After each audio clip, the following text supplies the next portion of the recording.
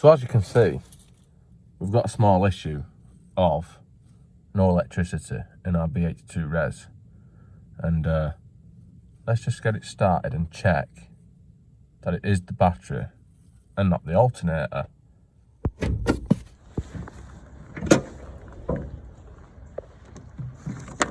Red to red, black to black, and blue to bits. Hold that until it clicks for more powers. Yes.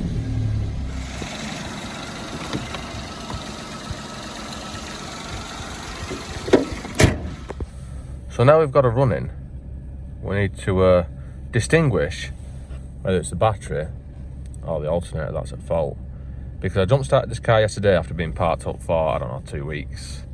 Drove it for a bit and then it was still flat. So it wasn't, you know, straight after driving. I stopped for a chippy for some fish and chips. Come out, had to jump start it again.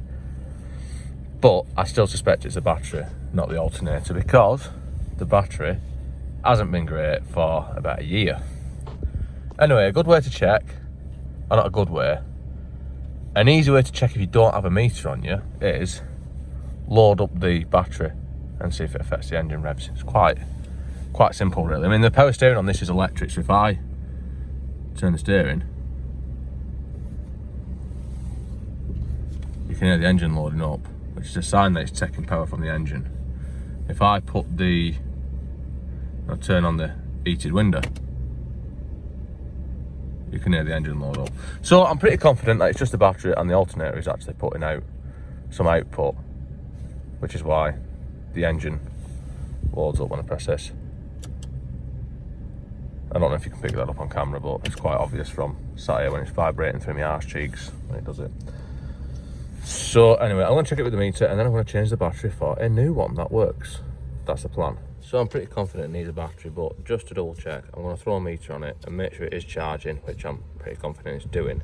So anyway, we have a meter there, and what we need to do is we need to put it onto voltages, but we need to put it onto that voltages, because them lines there, that's direct current, which is what a battery is, it's DC. So, connect our meter up, just stab it in there nice and gently. Now, right, and then we have, see, it's charged up a bit now, and sometimes occasionally it has started the car, but not usually. Now we've got that many voltages, so let's start it up and see what voltage we've got then. Running voltage, yes, so we are charging. So I can now confidently change the battery, knowing that the battery is pretty much definitely the issue. I've also got another tester to use, which, while I've got it, I might as well use it. And this is just a pretty basic battery tester, but it is probably more accurate than using a meter, because it doesn't just measure the voltage and what have you, it measures the internal resistance and shit like that, to tell you if the battery isn't just charged or charging, but fucked or not. So I mean, I would normally just use this anyway, but I was demonstrating that you don't need one of these to see if it's charging.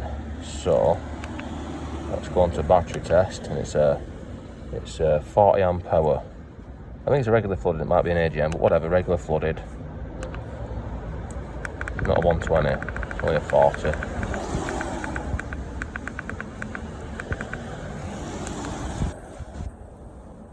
Let's see what this comes back as.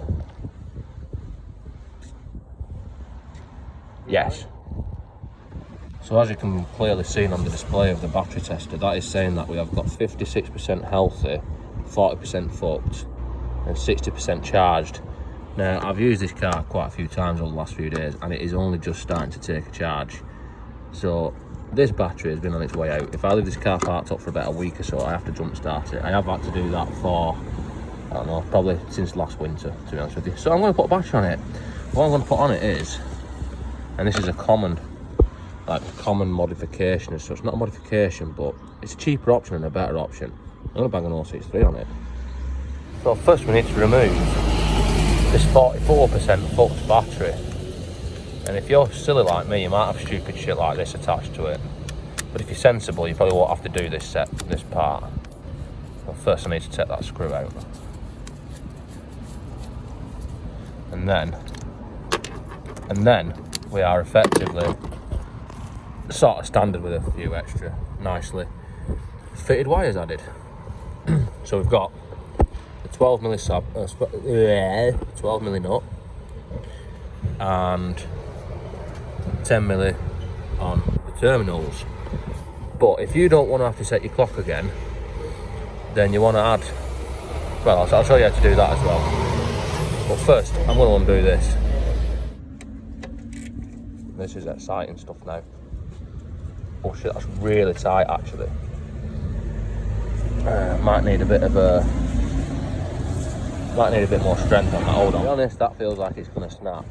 If you've got a bolt that feels like it's going to snap, I might have mentioned this in another video when I snapped a load of bolts. But if you try and tighten it before you undo it, sometimes it helps make the bolt come out. And also sometimes using an impact gun helps, which is what I'm going to try now, because that is just flexing and feels not great. I'm desperate to do it WD as well. First, it's never going to do any harm to spray some penetrating fluid in the general area of what you're doing. And using extensions on a buzz gun is never brilliant either, but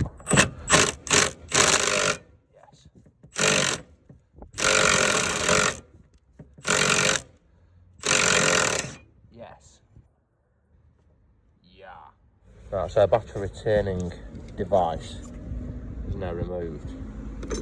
So we need to disconnect the battery. Like I said though, I want to do this in a way where if you don't want to have to set your clock again, so it does keep the power. That's the idea of going to plan. So first, let's just undo. You should really undo the negative first, because if you undo the positive first and you're touching against metal, it's going to spark. But we didn't get where we are from being smart, did we? Yes. So I'm not pulling them off yet, I'm just loosening them.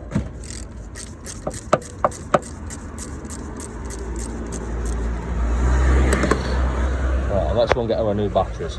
And this is the battery that we've got. And like I said, it's an 063 because it's slightly bigger, it's slightly better, and cheaper. So, oh, there we go.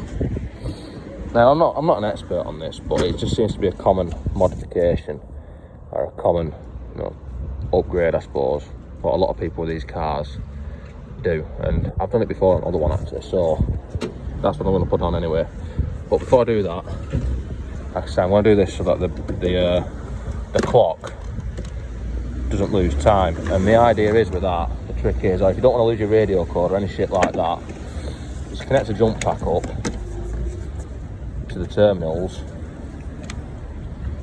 and turn it on.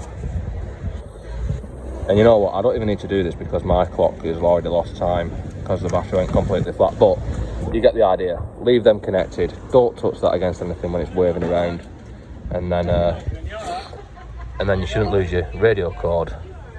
But like I said, that's just, I'm not going to bother doing it because I don't need to. And otherwise, changing the battery is a nice simple task. So we just disconnect our BH2 res leads, pull the battery out, which for some reason is covered in pocket rocket penetrating oil, and then we put our new one in. Hey, check that out that I've just found. How good's that? Yes, that's from what that's from, can't remember. Sanding that down, I think, which is obviously, look, if you look, it's stayed really good. Anyway, yeah, get the battery, put it into the location, and take these caps off. Get rid of them caps off because they're just in the way. And slide the battery over, carefully connect everything back up. There's our lead back over there.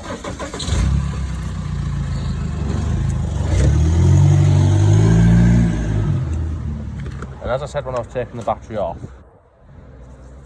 you are supposed to, really, you want to put that one on and tighten it up before you connect this one, because then if your spanner, I already told you this,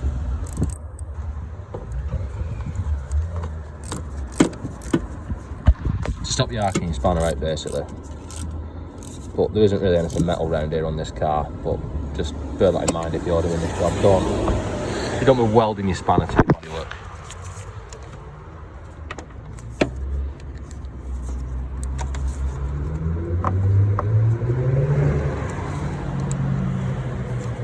Yes.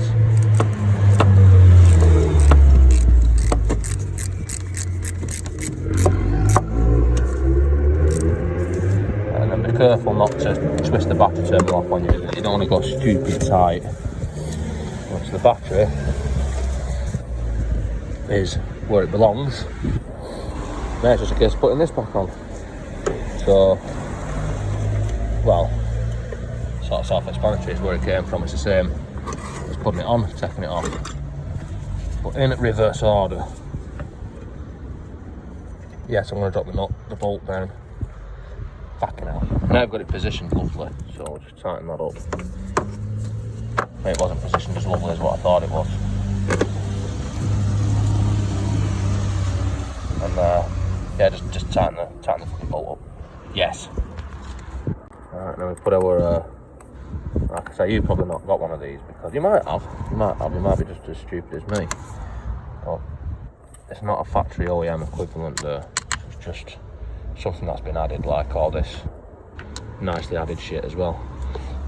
So anyway, now our battery's on and hopefully it will start.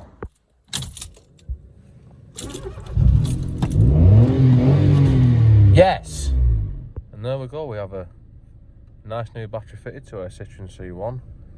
And everything's working as it all worked before. Really, it just didn't start, and it does that now. So that is successful. So that is how to change a battery on a C1 or an Aygo or a 107 or whatever else is the same. So that is all for this week. Don't forget to check out my other videos. Comment, tell me that where I've gone wrong, usual sort of stuff. Subscribe if you feel it's necessary, and I'll see you next time.